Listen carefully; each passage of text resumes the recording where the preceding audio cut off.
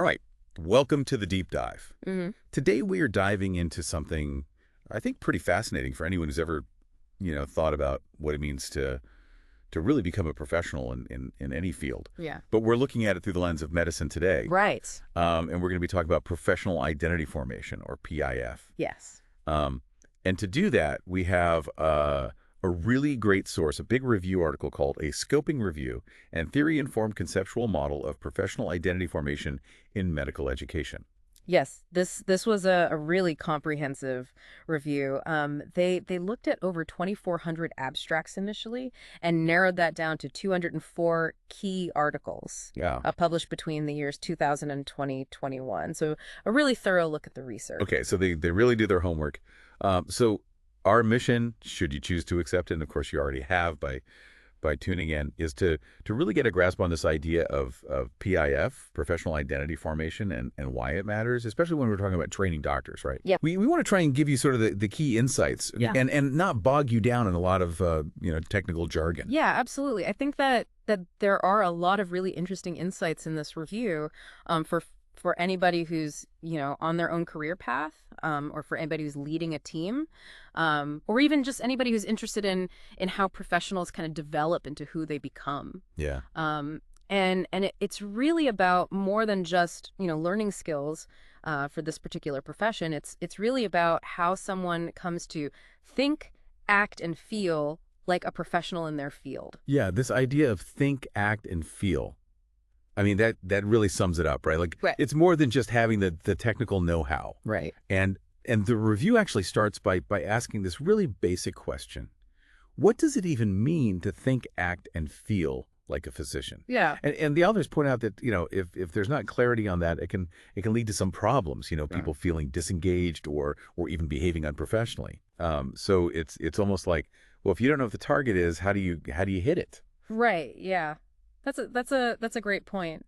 And I think what's interesting here is that the review kind of highlights how the thinking in medicine has evolved over time in terms of professional development. Okay. So initially, the focus wasn't even on this idea of identity. Oh, interesting. It was more about this idea of virtues. Virtues, okay. So internal qualities, moral values, character. So the thinking was if you instill these virtues through things like the Hippocratic Oath or through role models, then ethical practice would naturally follow. So it's really like building the good person first. Right. Like the foundation had to be there ethically. Right. Okay. But the problem with that is that these, these virtues, moral reasoning, it's a little abstract. Right. It's difficult to measure. Right. How do you grade someone on that? Right. Okay. So that makes sense that they would have to sort of shift away from that at some point. Right. So because of those challenges of measuring virtues and just a growing concern, I think, over workplace issues and things like that, the focus kind of shifted toward this emphasis on outcomes. Okay. So measurable competencies. Got it. So, assess through things like exams, rating forms, feedback. Okay, so it became a little bit more concrete. Right. More about, can you, diagnose this? Do you know the treatment for that? Okay. Kind of thing. Right, exactly. So it gave us more concrete data, but it also kind of raised some questions. Oh, like what? Well, does meeting this set of competencies really equate to authentic professional conduct? I see. Right. And should all professionals kind of be standardized in this way? Right, yeah. Are there individual aspects that are also important? Yeah, you're not just a technician. Right. There's something more to it. Right, exactly. And so recognizing some of those limitations of the outcome-based models, the focus then shifted towards understanding professional identity itself. Okay, so this is where we really get into PIF. Exactly. And so professional identity is viewed as this individual's affinity for acculturation into an identification with the practice of medicine. Okay, so it's really like their connection to it. Right. and almost becoming part of it. Right. Okay. And so early thinking on this kind of borrowed from these general identity formation theories. Okay, so they looked at how people develop their sense of self in general, and then applied that to this process. Exactly. And these general identity theories, they consider these individual, relational, and collective aspects of identity. Okay, break that down for me. Okay, so the individual aspect is really about your own personal values, your beliefs, Yeah. your experiences. Okay. Relational aspects are more about how you connect with others, how you interact in relationships. Yeah. And then the collective aspects are really about your sense of belonging to a group, Okay. to a community, to society. Right. It's like the different layers, like Yeah. what makes you you, Right. and then your role in your different relationships, and then the groups you're a part of. Exactly. Yeah. So in the medical context, this is really about how personal values merge with the values of the medical community. Okay. Right. And when that doesn't happen so smoothly, Yeah. individuals can experience this internal conflict or Yeah. dissonance. Right. And that's where reflection becomes really important to kind of work through those differences. Right. And to really foster a sense of community and mutual respect. Yeah. And there's the work of Rees and Wald and others that kind of emphasized guiding learners' moral reasoning to support this integration. Okay. So it's really about, it's not just learning the science, it's learning to be part of that community. Exactly. And adopting those values. Right. And as time went on, the importance of the learning environment and the community in shaping this identity became even more clear. Okay. And so this idea of training programs as communities of practice emerged. Communities of practice. Okay. So a community of practice is basically a network of individuals who share knowledge, beliefs, values, history, experiences focused on this common practice. Right. And so thinking about training programs in this way really highlights how the surroundings, the experiences, the goals, the emotions even of the learner all kind of play a role in how this professional identity develops. It's like learning the culture. Right. It's not just what's in the textbook. Exactly. It's the unspoken things. Exactly. Yeah.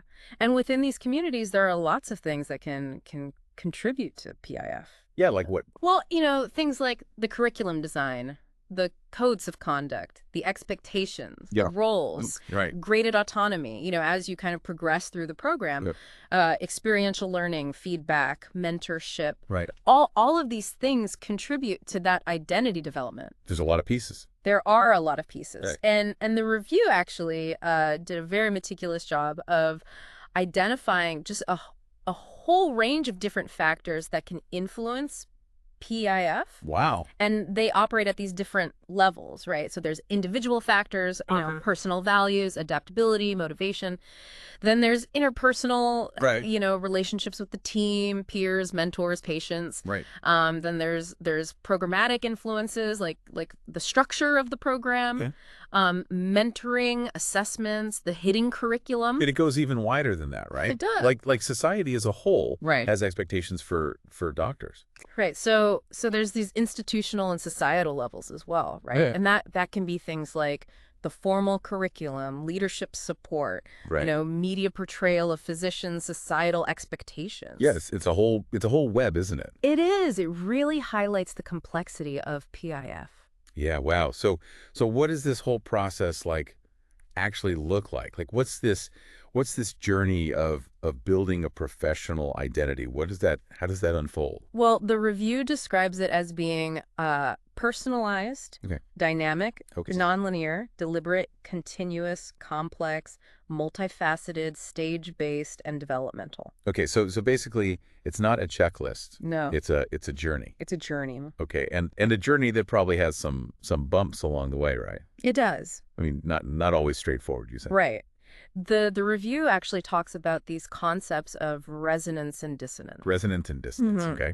And so resonance, you can think of it as, when something you encounter in your training, maybe a new belief system really aligns with your existing self-concept. Yeah. It kind of resonates with who you already see yourself as. Right. And this can lead to, faster adoption and reinforcement of this professional identity. It's a natural fit. It's a natural fit. Okay. But dissonance is kind of the opposite. Yeah. It's when these new experiences or belief systems clash with who you think you are. Okay. And so it creates this conflict between these competing identities. Yeah, that makes a lot of sense. Right. Can you give an example of that kind of clash? Sure. Yeah. So So the review mentions a study, for example, of medical students who, they really valued efficiency in their work, Okay. but they also placed a high value on empathy towards patients. Right. And so sometimes those two values can be in tension. Yeah, absolutely. Right. And that's an example of dissonance. Makes sense. Another example is the experience of, female physicians, Okay. who are trying to balance motherhood and their professional identity. Yeah. And right. that can lead to, some dissonance as well. Right. Trying to reconcile those different parts of yourself, different values. Exactly. Okay. So how do people work through this? Well, this is where sense making and sense breaking come into play. Okay. So we've got resonance, dissonance, sense making, sense breaking. Right. All right. Keep going. And so how individuals experience and interpret these events is really crucial. Right. And so sense making is really about identifying with and integrating into the professional community. Okay. And this involves things like exploration, reflection, self-assessment, commitment, moral development, socialization. So sense making is sort of finding your place in that world. Exactly. Okay. Sense breaking, on the other hand, is about disconnecting from previous ways of understanding. Okay. And so it's this ongoing process of adapting one's self-identity. Got it. And it's influenced by things like individual processing capabilities Well. and the clarity of memories of these different experiences. So you're constantly sort of reevaluating and adjusting Yeah. your sense of self in relation to your work. That's a great way to put it. And actually the review talks about residents evaluating and customizing their work identity as they kind of progress through their training. Okay. And so when their perceived identity doesn't really align with these evolving roles, it can lead to what they call an identity violation. Identity violation. Okay. And that then can lead to identity customization. Okay, that sounds kind of serious. Identity violation. Well, it's basically this mismatch between your internal sense of self Right. and what your professional role is demanding of you. Yeah. And so the review kind of talks about how, novice trainees might splint their developing professional identity, with these previous identities. Okay. Kind of using them as a crutch. Yeah. Whereas more experienced trainees might patch these gaps Okay. to kind of enrich their identity. Okay, that's interesting. Yeah. So it's kind of an ongoing process of integration. Right. Yeah. And so integrating these new beliefs and ways of being, it can be challenging, right? Right. And disruptions in PIF can manifest in a physician's thinking, Yeah. in their behavior, in their practice. Right. And so without support, this unresolved dissonance can kind of create this negative cycle, Yeah. leading to frustration, exhaustion, and even unprofessional conduct. Well- And so the review culminates in this conceptual model that they call the integrated input process outcome model. Okay. And basically it portrays PIF as this iterative process, right? Where individual, social, and situational factors are the inputs. Right. This dynamic construction of identity through sense making and sense breaking is the process. Okay. And the resulting professional identity is the outcome. Got it.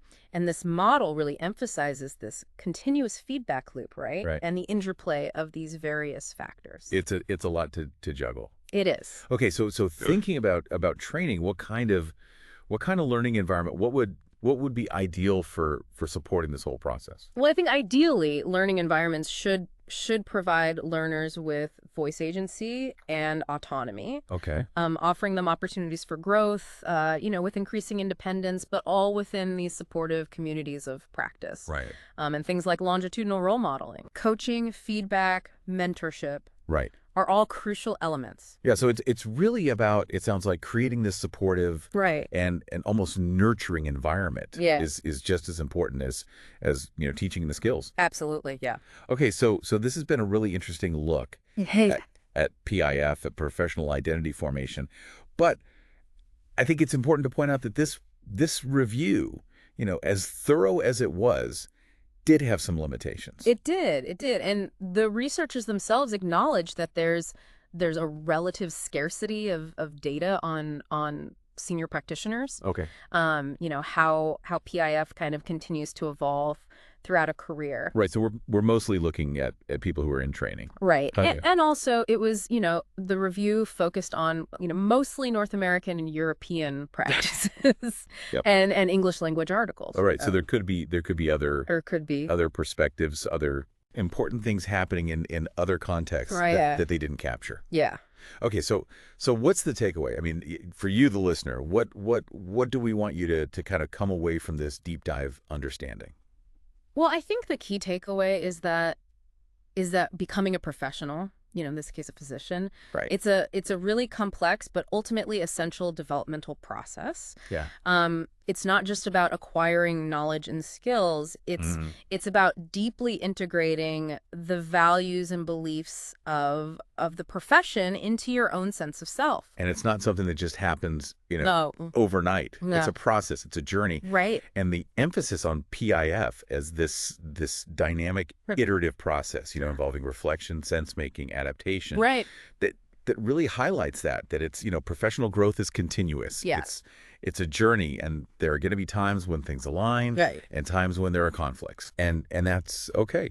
It's normal. It's part of the process. Yeah, and going back to that idea of community, I mean the impact of the learning environment, Yes. and those communities of practice, that really shows how important It's huge. it is. It's huge, right? How important a supportive and well-structured program is Absolutely. for helping people develop Yeah. into these professionals that they want to be. Right. So it's not just about the individual. Right. It's about the system. It's about the context. Yeah. Yeah. So here's a final thought to kind of leave you with.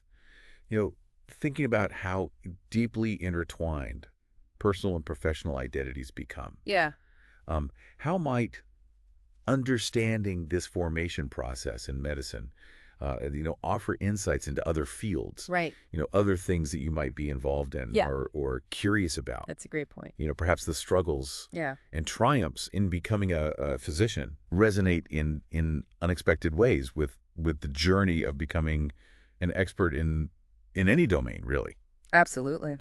So that's something to kind of chew on. Yeah. A lot to think about. Yeah, a lot to think about, and we hope this has been helpful for you, and thanks for taking this deep dive with us. Thanks for listening.